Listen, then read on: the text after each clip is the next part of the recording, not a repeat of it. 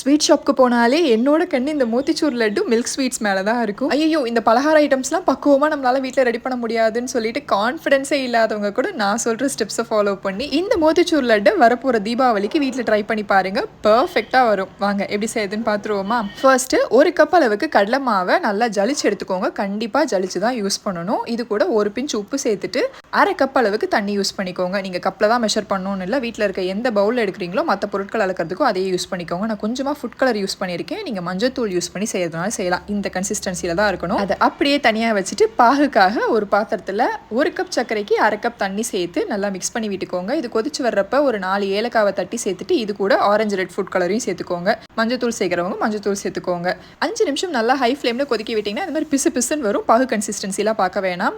Case of பண்ணிவிட்டு ஒரு 4 drop lemon add பண்ணி தனியாக வச்சுருங்க, கிறிஸ்டலைஸ் ஆகாமல் இருக்கிறதுக்காக. எண்ணெய் காஞ்சதுக்கப்புறமா இந்த மாதிரி கண்கரண்டியில் நம்ம ரெடி பண்ணி வச்சுருந்த மாவை போட்டு பொரிச்சு எடுத்திங்கன்னா பூந்தி ரெடி ஆகிடும். மோத்திச்சூர் லட்டுன்றதுனால பூந்தி அப்படியே யூஸ் பண்ண முடியாது. மிக்சர் ஜாரில் அது எல்லாத்தையும் சேர்த்துட்டு 2 பல்ஸ் கரெக்டாக கொடுத்தீங்கன்னா இந்த அளவுக்கு வந்துடும். ரொம்ப மாவாக அரைச்சிடாதீங்க, கரெக்டாக 2 பல்ஸ் தான் கொடுக்கணும். ரெடி பண்ணி வச்சிருந்த சக்கரைப்பாக ஃபில்டர் பண்ணி பாத்திரத்தில் ஆட் பண்ணிவிட்டு பூந்தியும் சேர்த்துட்டு நல்லா கிளறி விட்டுட்டே இருந்தீங்கன்னா நல்லா திக்கனாகி வரும். இந்த ஸ்டேஜில் தர்பூசணி விதை 2 டீஸ்பூன் அளவுக்கு நெய் சேர்த்துட்டு எல்லாத்தையும் நல்லா ஒன்று சேர்ற மாதிரி மிக்ஸ் பண்ணிவிட்டு கேஸ் ஆஃப் பண்ணிடுங்க. கம்ப்ளீட்டாக ஆற விடக்கூடாது. கை பொறுக்கிற சூடு வந்தோடனே லட்டு உருட்ட ஆரம்பிச்சிருங்க. நல்லா உருட்டிட்டு நல்லா ஷேப் கிடைக்கிறதுக்காக வீட்டில் இருக்க ஒரு பவுல் எடுத்துட்டு அதில் லட்டு போட்டுட்டு இப்படி ஒரு 4 சுற்று சுற்றுனீங்கனாலே உங்களுக்கு டைட்டாக உருண்டையாக கிடச்சிரும். நான் சொல்லியிருக்க அளவுக்கு 12 உருண்டை கரெக்டாக கிடைக்கும். ட்ரை பண்ணி பாருங்கள்.